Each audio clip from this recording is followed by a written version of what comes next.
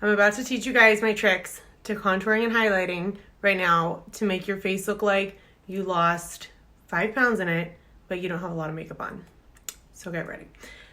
I'm using these 3 products: our Baked Bronzer, Rose Gold Baked Blush, Glisten Highlighter, and I'm using the angled contour brush. This is how you start.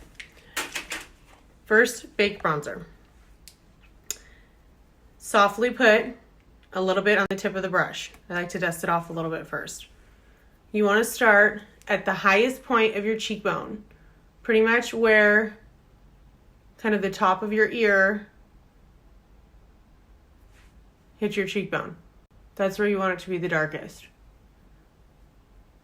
And just softly do kind of circles and bring it down around your cheekbone. And yes, making this kissy face helps, because it kind of defines where your cheekbone starts and where you should be contouring. See the difference? And then once you kind of have the initial outline of it, then you can kind of blend it and you can make it as dark as you want. But this needs to be your darkest point. That's always your starting point, because you want everything to go up and out, not centered, because you want your face to look skinny, like everything else in our life, right? So once you have your bronzer done, you're gonna go to your blush. This is Rose Gold Blush. I like to use this almost with every combination of blush I use. If I use this, then I do a little bit of a brighter blush. I'll do that sometimes. But this is kind of the best warm tone that blends with the bronzer.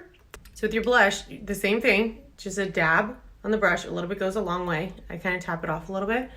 And then you want the blush to go right in the center of the bronzer. So think of it as kind of like a half moon, and you're filling it in softly, like you're blending it up. So you just want to start kind of right where that bronzer is in the middle of it and softly blend it up and onto your cheekbone, barely. Like I said, a little bit goes a long way, so I kind of dab it on there and then just blend it. And then if you want to use a little bit of a brighter blush too, then you can add a tiny bit in there. You never want to start the blush right on your cheekbone, ever, because that makes you look wider. So if you're pulling everything up and out, then that will make you look more sucked in. And then you're gonna take your highlighter. This is Glisten Highlighter. Angelic is really pretty too, either one.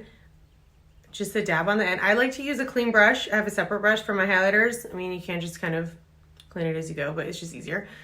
And then the highlighter will go right on top of both of them. So right on the very top of your cheekbone, softly, and then kind of blend it into the blush and bronzer, but never go too far right here, because that looks like tacky. It's when you get on, that's when it gets all like 90s, like too much highlighter.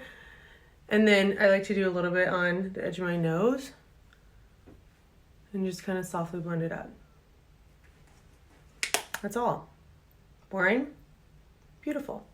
Easy. Contouring is probably the most important thing in makeup. It really makes a big difference. You can see the difference between one and the other. I like to go back to with the Baked Bronzer, and I'll kind of just pat a little bit around my nose, because everybody wants a skinnier nose normally, unless you're one of the lucky ones. And then sometimes just do a little bit around my forehead and a little bit underneath your jawline. I have to do the other side. See, when you get used to it, you go really fast too. It makes a big difference. Voila! I hope you guys learned a little bit. I hope that helped you. It's the small things, you know. Brushes make a huge difference. If you don't have the right brush, it's not going to be the same either. So keep that in mind. But I hope that helped. Let me know if you have any other questions, and let me know what else you need help with on your makeup next.